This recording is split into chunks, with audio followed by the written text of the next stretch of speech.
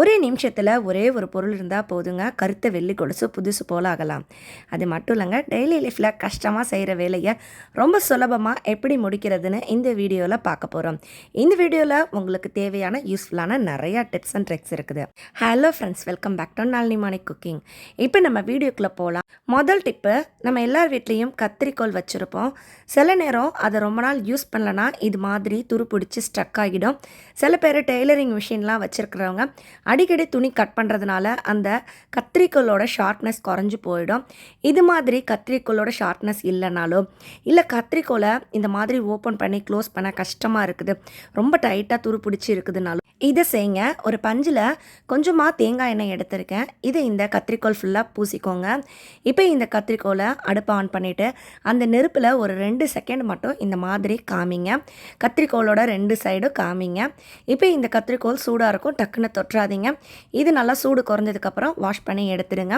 இப்போ இந்த கத்திரிக்கோலோட இந்த துரு பிடிச்ச ஸ்ட்ரக்கான பகுதி நல்லா நமக்கு க்ளீனாக இருக்கும். இதனால் கத்திரிக்கோல் நமக்கு ஓப்பன் பண்ண க்ளோஸ் பண்ண ரொம்ப சுலபமாக இருக்கும். அடுத்தது, வெட்டாத கத்திரிக்கோலை ரொம்ப அழகாக வெட்டுறதுக்கு இந்த மாதிரி முட்டை ஓடு பயன்படுத்துங்க.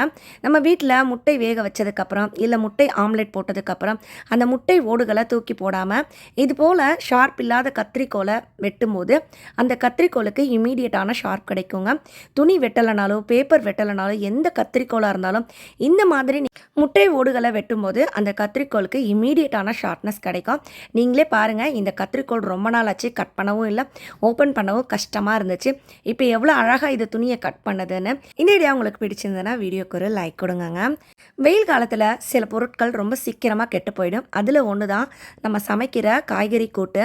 நம்ம வீட்டில் சவுச்சவு கூட்டு இந்த மாதிரி பாசி பயிர் போட்டு செய்கிற எந்த கிரேவினாலும் மதியம் செய்கிறது ஈவினிங்குள்ளேயே கெட்டு போயிடுங்க. அதிகமான வெயில்னால இந்த மாதிரி கெட்டு போயிடும். மதியம் சமைக்கிற இந்த கூட்டு நைட்டு ஆனாலும் கெட்டு போகாமல் இருக்க நம்ம வீட்டில் ரசம் வச்சுருப்போம். அந்த ரசத்தில் கொஞ்சமாக எடுத்து இந்த கூட்டில் கலந்து கொடுத்துருங்க. நீங்கள் மதியம் சாப்பிட்டதுக்கப்புறம் இந்த மாதிரி ரசத்தை கலந்து விட்டிங்கன்னா மீதம் இருக்கிற இந்த கூட்டு கெட்டு போகாது. நைட்டு நம்ம சப்பாத்திக்கு தோசைக்குன்னு இதை தொட்டு சாப்பிடலாம். இப்போ நம்ம அடுத்த டிப் பார்க்கலாம். நம்ம வீட்டில் புடலங்காய் எல்லாம் வாங்கணும்னா கத்தி யூஸ் பண்ணி அதோட தோல் சீவுவோம். அந்த மாதிரி தோல் சீவுனீங்கன்னா இந்த காயோட சதை பகுதியும் தோலோட சேர்ந்து வருங்க. இதை தடுக்கிறதுக்கு இந்த மாதிரி நம்ம வீட்டில் இருக்க சின்ன குழி கரண்டி எடுத்துக்கோங்க. அந்த கரண்டியோட பின் சைடை திருப்பினீங்கன்னா கொஞ்சம் ஷார்ப்பாக இருக்க மாதிரி பகுதி இருக்கும். அதை பயன்படுத்தி ரொம்ப அழகாக ரொம்ப ஈஸியாக தோல் சீவலாம். இந்த தோல் ரொம்ப மெலிசாக வருங்க. நம்ம கத்தி யூஸ் பண்ணும்போது பாருங்கள் எந்த அளவு சதையும் சேர்ந்து வருதுன்னு. கத்தியோ பீலரோ நீங்கள் பயன்படுத்தும் போது நிறைய சதையும் வேஸ்ட் ஆகும். அதை அவாய்ட் பண்ணுறதுக்கு நீங்கள் இந்த மாதிரி கரண்டி பயன்படுத்துங்க.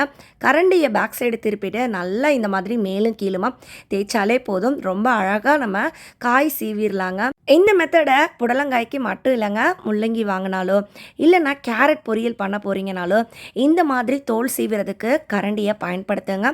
ரொம்ப யூஸ்ஃபுல்லாக இருக்கும். வேஸ்டேஜ் ரொம்ப கம்மியாக இருக்குங்க. தோல் சீவை மட்டும் இல்லைங்க, இந்த மாதிரி காயோட நடுப்பகுதியில் இருக்க விதைப்பகுதி இதையும் நம்ம க்ளீன் பண்ணுறதுக்கு இந்த கரண்டியை பயன்படுத்தலாம். இதனால காயோட சதைப்பகுதி நிறைய வேஸ்ட் ஆகாது. கத்தி பயன்படுத்தும் போது அந்த அளவு இருக்காதுங்க.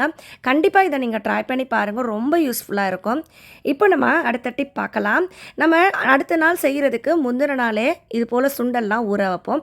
சில நேரம் சுண்டல் ஊற வைக்க மறந்துட்டீங்க அப்படின்னா இதை மட்டும் செய்யுங்க. சுண்டல் ஊற வைக்கிறதுக்கு அரை மணி நேரம் இருந்தால் போதும். அது எப்படின்னு பார்க்கலாம். இப்போ நான் சுண்டலை நல்லா வாஷ் பண்ணி சுண்டல் மூழ்கிற அளவுக்கு தண்ணி ஊற்றி வச்சுருக்கேன். இதை அப்படியே அடுப்பில் எடுத்து வச்சுக்கோங்க. அடுப்பை நல்லா ஹை ஃப்ளேமில் வச்சுக்கோங்க. இப்போ இந்த தண்ணி லேசாக கொதிக்க ஆரம்பிக்கும். இந்த மாதிரி நல்லா கொதிக்க ஸ்டார்ட் ஆகும்போது அடுப்பு ஆஃப் பண்ணிவிடுங்க. இப்போ இதை டைட்டாக நம்ம க்ளோஸ் பண்ணி வைக்கணும். இதை க்ளோஸ் பண்ணுறதுக்கு குக்கர் மூடி தான் பயன்படுத்தணும். குக்கர் மூடியில் கேஸ்கட் போட்டிருக்கணும். குக்கர் மூடியோட வெயிட்டும் போட்டிருக்கணும். இந்த மாதிரி நீங்கள் ஏர் டைட்டாக க்ளோஸ் பண்ணி வைங்க. இதை நீங்கள் 15லேருந்து 20 நிமிஷம் வச்சா போதுங்க. அந்த கடலை நல்லா சூப்பராக ஊறி இருக்கும். 6 மணி நேரம் 8 மணி நேரம் ஊற வச்சா எப்படி ஊறி இருக்குமோ அது போல் ஊறி வந்திருக்குங்க.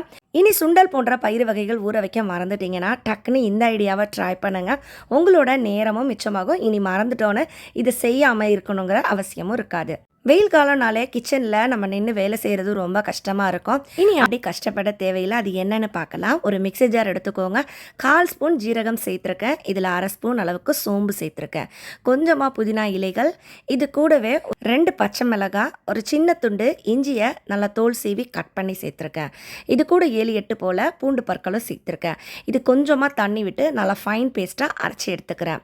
இது ஒரு ஓரமாக இருக்கட்டும். அடுப்பில் குக்கர் வச்சுக்கலாம். இந்த மெத்தடுக்கு குக்கர் தான் பயன்படுத்தணும். அதனால குக்கர் கண்டிப்பாக யூஸ் பண்ணுங்க. அடுப்பு ஆன் பண்ணிக்கலாம். குக்கரில் கொஞ்சமாக குக்கிங் ஆயில் சேர்த்துக்கோங்க. தாளிப்புக்கு பட்டை, கிராம்பு, லவங்கன்னு நம்ம மசாலா ஐட்டம்ஸ் எல்லாம் சேர்த்துக்கலாம். இது கூட ஒரு பெரிய வெங்காயத்தை கட் பண்ணி சேர்த்துருக்கேன். இது நல்லா கலந்து கொடுங்க. வெங்காயம் வதங்கின பிறகு நம்ம அரைச்சி வச்சிருக்கிற அந்த புதினா, பச்சை மிளகாய் விழுதை இதில் சேர்த்துக்கலாம். இது நல்லா மிக்ஸ் ஆன பிறகு ஒரு தக்காளியை நல்லா கட் பண்ணி இது கூட சேர்த்துருக்கேன். இதுக்கு தேவையான உப்பு, வெங்காயம் தக்காளி நல்லா வதங்கின பிறகு மசாலா பொருட்கள் சேர்த்துக்கோங்க. இதில் 1/4 ஸ்பூன் மஞ்சத்தூள், 2 பிஞ்ச் பெருங்காயத்தூள், 1 ஸ்பூன் குழம்புத்தூள் சேர்த்துருக்கேன். ஒரு 1/2 ஸ்பூன் அளவுக்கு மட்டன் மசாலா சேர்த்துருக்கேன். இதெல்லாம் சேர்த்துட்டு நல்லா மிக்ஸ் பண்ணி விட்டுருங்க. இதில் கொஞ்சமாக தண்ணி விட்டு நல்லா கொதிக்க விடுங்க. அந்த மசாலாவோட ஸ்மெல் இமீடியட்டாக போயிடும். இப்போ நம்ம ஊற வச்சிருக்கிற அந்த சுண்டலை இதில் சேர்த்துக்கலாம். நான் ஊற வச்சு தான் வச்சுருக்கேன், வேக வச்சு சேர்க்கலை. ஏன்னா இது ஒரு 1 பார்ட் ரெசிபி. நீங்கள் அப்படியே அந்த ஊற வச்ச சுண்டலை இதில் சேர்த்துக்கலாம். இது சேர்த்துட்டு நல்லா அந்த மசாலாவோட சேர்த்து அந்த சுண்டலை கலந்து விட்டுருங்க. இப்போ இது மூழ்கிற அளவுக்கு தண்ணி ஊற்றிக்கணும். தண்ணி ரொம்ப அதிகமாக ஊற்றிடாதீங்க. கரெக்டாக அந்த சுண்டல் இருக்கிற அளவுக்கு ஊற்றிக்கோங்க. இப்போ குக்கரை மூடிட்டு நல்லா மீடியம் ஃப்ளேமில் வச்சு ஒரு 5 விசில் மட்டும் விட்டால் போதுங்க. இந்த ரெசிபியை நீங்கள் இதோட கூட ஸ்டாப் பண்ணிக்கலாம். அப்படி இல்லைனா நான் செய்கிற இந்த மெத்தடில் செய்யலாம். நான் இது கூட தேங்காய் கரைசலை சேர்க்க போகிறேன். இப்போ நீங்கள் செக் பண்ணி பார்த்துக்கோங்க. கடலை நல்லா வெந்து இருக்கும். மறுபடியும் அடுப்பான் பண்ணி இந்த கிரேவியை கொதிக்க விடுங்க. இது கூட ஒரு சில் தேங்காய், 5 முந்திரி சேர்த்து நல்லா ஃபைன் பேஸ்ட்டாக அரைச்சிருக்கேன். அந்த கரைசலையும் சேர்த்துக்கிறேன். இது நல்லா கலந்து கொடுத்துருங்க. இதில் தேங்காய் முந்திரிங்கிறது ஆப்ஷனல் தான், வேண்டாம்னா ஸ்கிப் பண்ணிக்கலாம். நல்லா ஒரு 2-3 கொதி கொதிச்சதுக்கப்புறம் அடுப்பு ஆஃப் பண்ணிவிட்டு கொத்தமல்லி தலைகள் போட்டுட்டிங்கன்னா சூப்பரான இந்த சுண்டல் கிரேவி ரெடிங்க. இது காலையில் இடியாப்பம், இட்லி, தோசைக்கு ரொம்ப பொருத்தமாக இருக்கும். மதியம் நீங்கள் செய்கிற லஞ்சுக்கும் பொருத்தமாக இருக்கும். நைட்டு சப்பாத்தி போட்டிங்கன்னா அதுக்கும் பெஸ்ட்டாக இருக்கும். வெயில் காலத்தில் அடிக்கடி சமைக்க முடியாத நேரங்களில் இந்த மாதிரி ஒரு 1 பார்ட் ரெசிபியை ட்ரை பண்ணேன். இதனால் உங்கள் வேலை ரொம்ப சுலபமாக, ரொம்ப குயிக்காக முடிஞ்சிடுங்க. இப்போ நம்ம அடுத்த டிப் பார்க்கலாம். அடுத்த டிப்புக்கு ஒரு சானிட்டரி பேட் தான் எடுத்திருக்கேன். இது கூடவே ஒரு கத்தியும் எடுத்துக்க போகிறோம். இந்த பேடோட பின்னாடி இருக்கிற ரப்பரை கிழிச்சிடுங்க.